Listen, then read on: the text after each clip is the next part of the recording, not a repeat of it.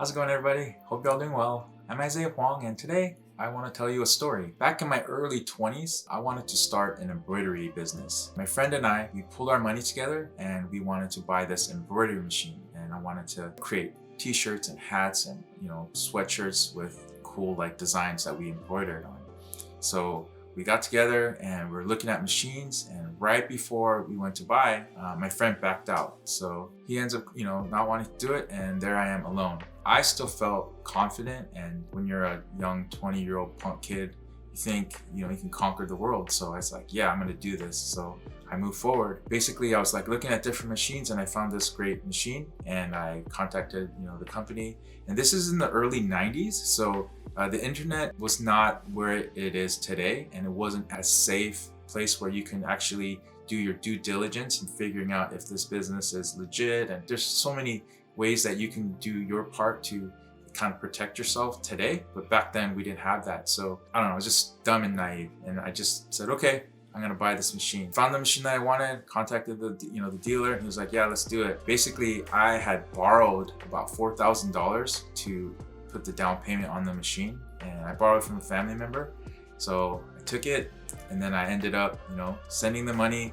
And then the guy's like, here's the paperwork, let's do it, let's get the machine. And basically I got rejected from the lease because I had no income. I had no way of, even paying for the rest of the machine. And just because I said I'm gonna blow up, I'm gonna make all this money off of the jobs that I don't have, they're not gonna go off of that. So basically I got rejected. And then I reached out to the dealer. I'm like, hey, if I got rejected, then what do I do? If I can't get the machine, I want my money back. And then radio silence. I called and called and called and called and nothing. This is when I really freaked out, because not only did I not have an embroidery machine, I didn't have the money, the $4,000 that I borrowed. What do?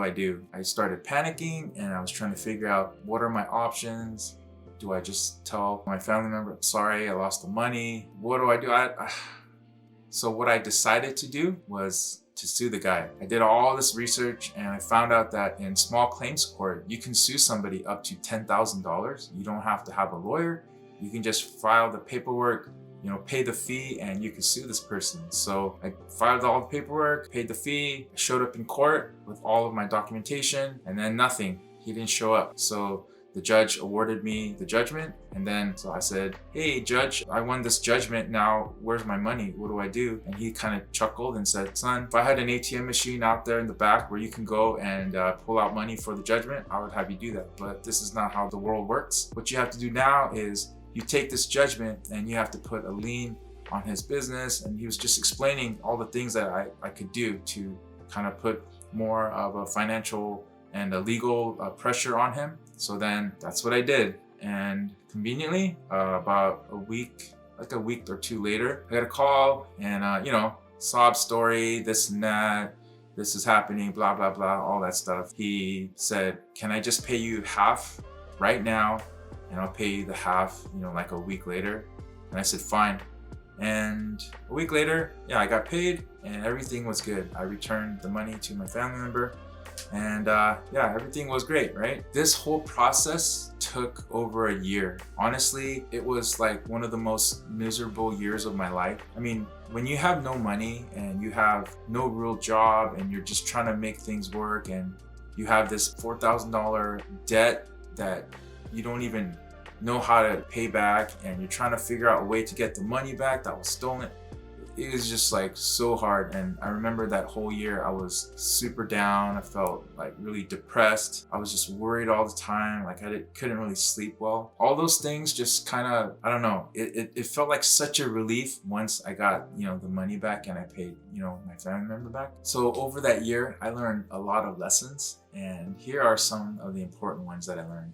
Do your due diligence whenever you want to buy something that's really, really big for your business. Come up with a pros and cons list and figure out if it's even worth it. If you can just outsource, your services maybe, then you could save on the overhead. That's also something that I didn't consider back then. I thought you had to buy the machines in order to run your business, but there are tons of companies out there that will actually print the stuff for you if you are a reseller. If at all possible, don't get a partner. Now, the problem with partners, at least for me, is if I'm doing more work and if I'm putting more investment into the business and the other person isn't, then there's going to be conflict. Vice versa, if the other person is, going out and doing marketing and sales and I'm just sitting there twiddling my thumbs, there's just going to be lots of conflict. So if at all possible, don't have a partner.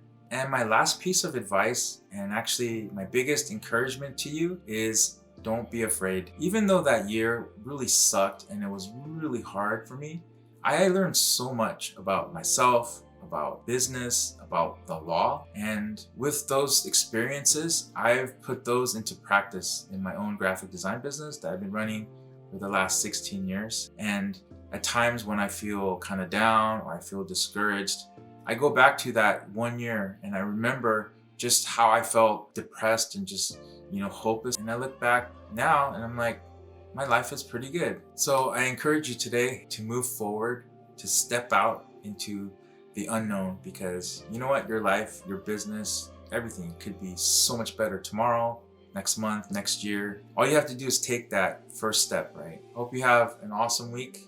Take care of yourselves. And until I see you next time, remember to let your light shine. Bye.